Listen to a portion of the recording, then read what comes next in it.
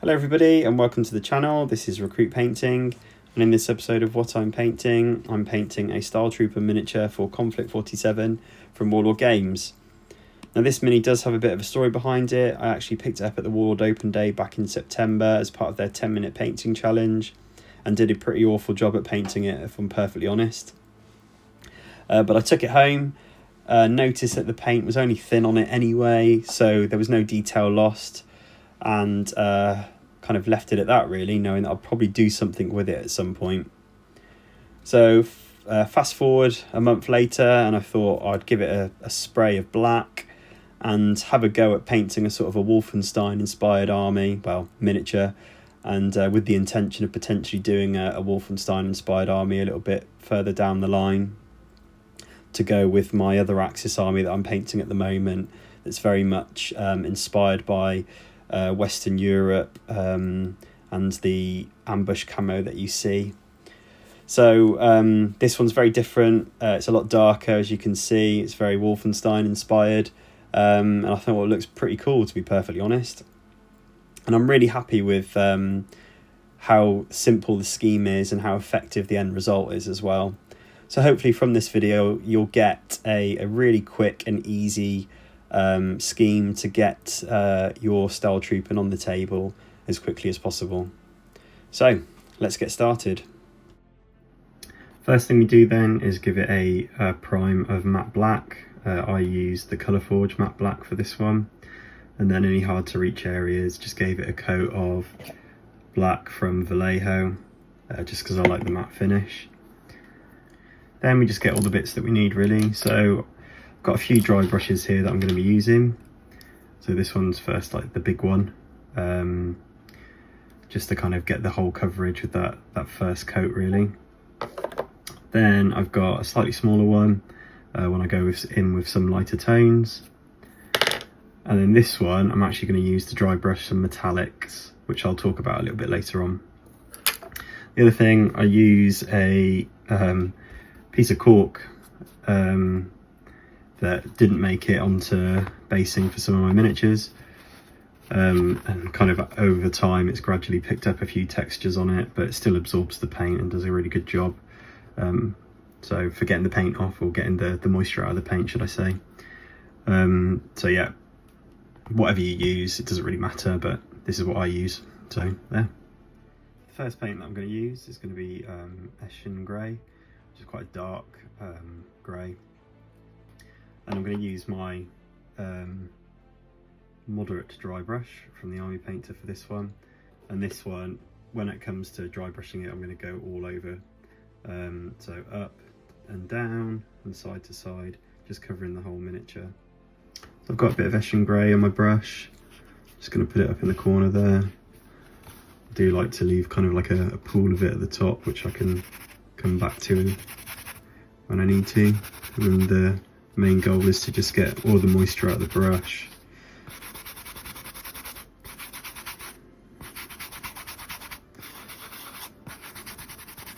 So that it's just a bit of the pigment left, and then I sometimes check on here on my skin just to see if there's any streaks.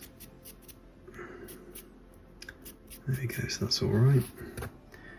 So then, like I said, so working top down, side to side, whole model.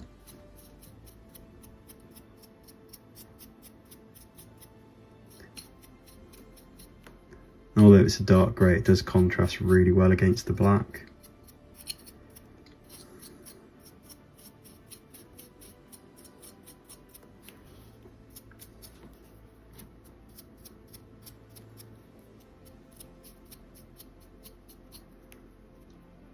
Okay, so with that initial pass with the dry brush, you can just about see there that all the edges are picked out with that Eshin Grey.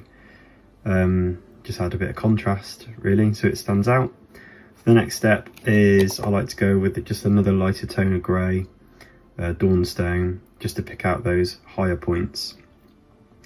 So it does end up looking a little bit grey, but we kind of bring that back then later with some shading. So yeah, slightly smaller dry brush for this one. So this one I got from ABC Brushes. It's one of the smaller ones. Well, I think it's the second to smallest dry brush in the set, and I'm just going to pick out just the top, like the top edges really, with the Dawnstone.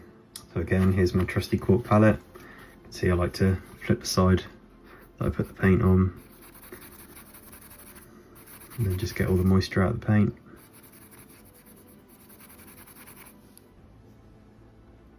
Okay, so again, this is just picking out those areas I want to stand out really. So it's not an all over dry brush.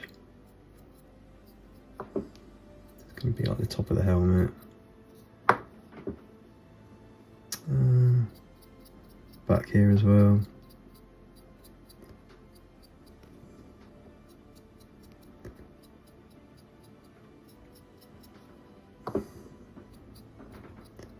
On the arms. So that's the armour all dry brushed.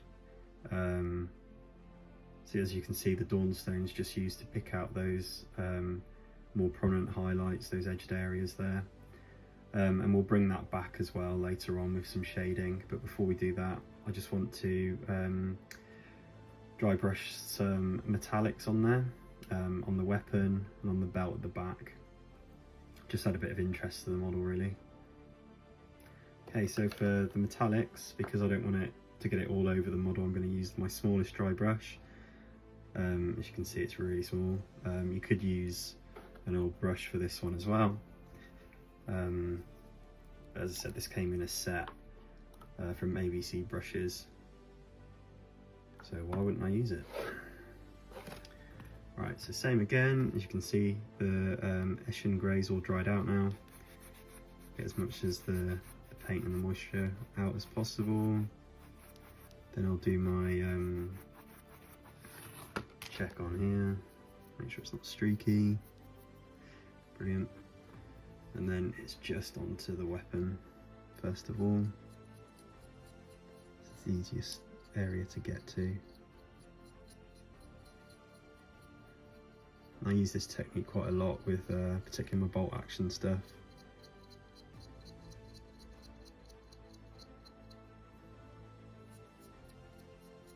Just feel like it looks a slightly more realistic as instead of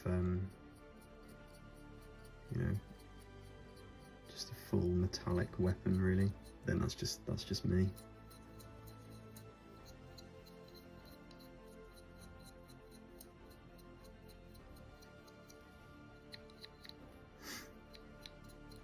This bit's slightly trickier to get to, but you know, when you've got a smaller dry brush or just a small old brush, it makes light work of it really.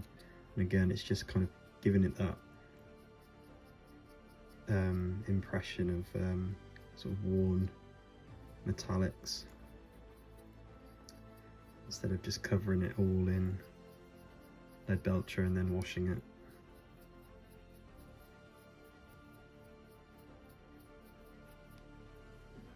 There's also these areas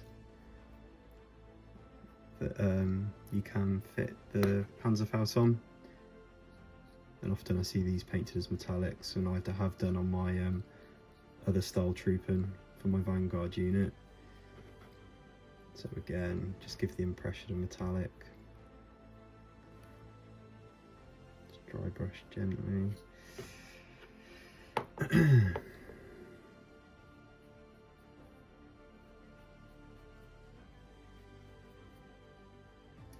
For the blade, decided to go full Leadbelcher for this one instead of dry brushing it. So that just gets 2 thin coats of Leadbelcher.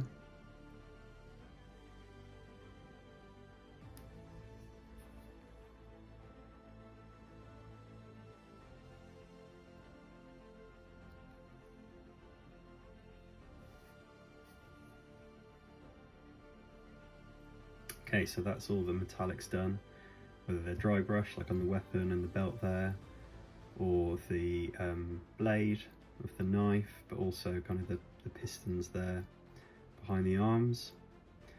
So next step, just going to kind of tone it all back with a 50-50 mix of Agrax Earthshade and Nuln Oil, with a part of Lahmian Medium in there as well. So what that will do is it will just kind of bring back all of those highlighted areas, but also recessed shade the metallics on the blade and on the pistons as well, and just kind of bring it all together. Okay, so this is the mix of Lahmian Medium, Agrax Earthshade and Nuln Oil. Again, I'm just covering the whole miniature with this one. Bring back all of those highlights, blend it all in together a bit better. Also shade some of the metallics. I'm choosing to avoid the areas I've dry brushed because I'm happy with how that looks at the moment, but if it does go on, it's not the end of the world. So just all over wash.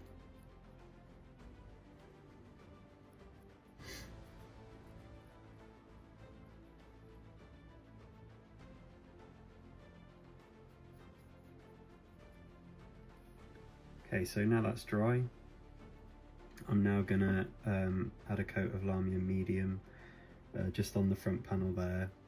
And I'm thinking on the leg here as well. You can see it is a bit reflective here. I did accidentally leave some pooling areas of the wash that I put on.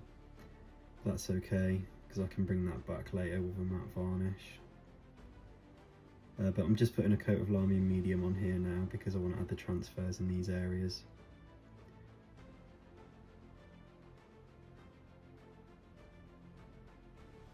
So this is thinned with a bit of water. It's like 50-50, Lahmian Medium and water. Okay, so I've got one of the transfers on. I'm just going to put the other one just on the leg there. Place it as best I can. And just give it a shuffle around. Actually quite happy with that. There we go. Okay, so with the transfers in place then, so just go back over with that Lahmian Medium.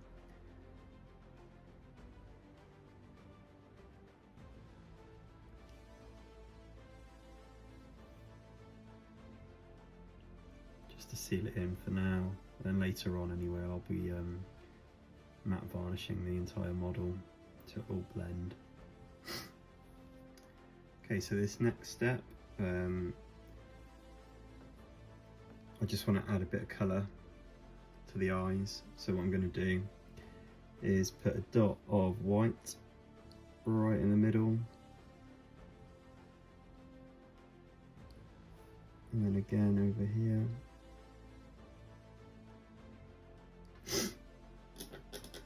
Then when that dries, I'm going to add a bit of contrast red in there. Okay, so just want to tidy up that white in the eyes a little bit before I put the contrast down.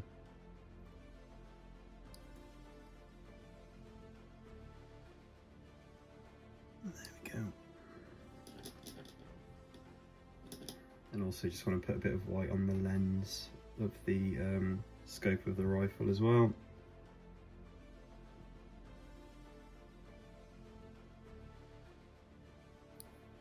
On the other side.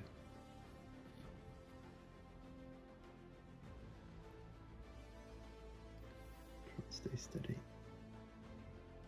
There we go.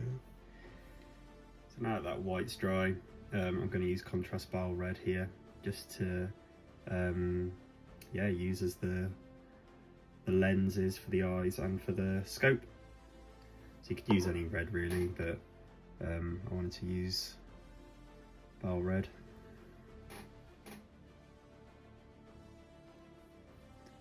Then just a dot in the eyes.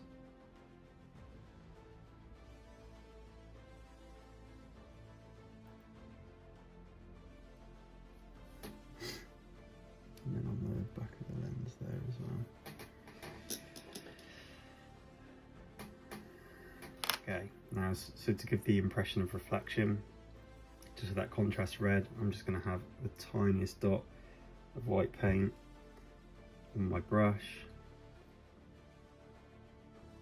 and just go into the eye, just around the centre if I can, in the corner, just to give that sense of glowing. Do the same on the lens here, and then on the back of this one as well.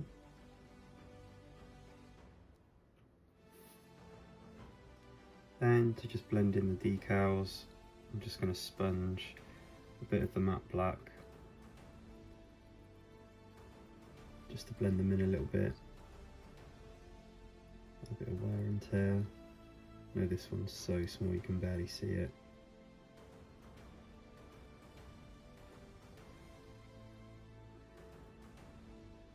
So less is more. I took most of the paint off of that sponge there. Okay, so the final step is I'm just using Leadbelcher now, just to add some scrapes. The impression of bullets pinging off the armour. Obviously these guys, it's impossible for regular rifles to penetrate them in game. So I want to give the impression that these bullets are just pinging off this guy's armour. Just add that bit of battle damage really. With the metallic paint. The metallic will really contrast quite well against the black.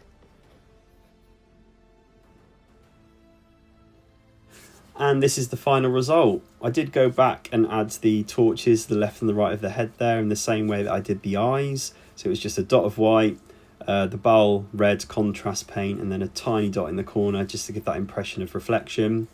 But other than that, and obviously the base as well, this is exactly what we've done together on the tutorial.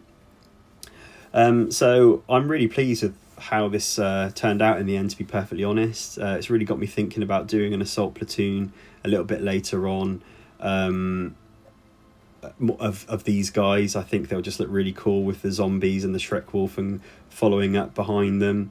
It'll just look really cool. So yeah, that's definitely a future project that I've got planned to do, and using this really quick and effective scheme, it's one that I could probably do pretty quickly. So I'm quite pleased with that, to be perfectly honest. So if you do use any of the ideas from this tutorial, I'd be really interested to see what you do. Do consider following me on Instagram as well and tagging me in your posts, because it would be really great to see those. But also do consider liking and subscribing to the channel as well. It tells me that you guys are really enjoying these videos, and yeah, inspires me to get a few more done as well. I know I've been a bit slow lately, but I do want to get more content out for you guys, because you guys seem to be enjoying it. So hopefully the next video will be out fairly soon. Can't tell you exactly what it is just yet, because I don't actually know what it is going to be, but it'll probably be Konflikt 47, Baron's War, or something else. So anyway, on that one, I'll leave you guys to it, and do please consider liking and subscribing, and I'll see you in the next one.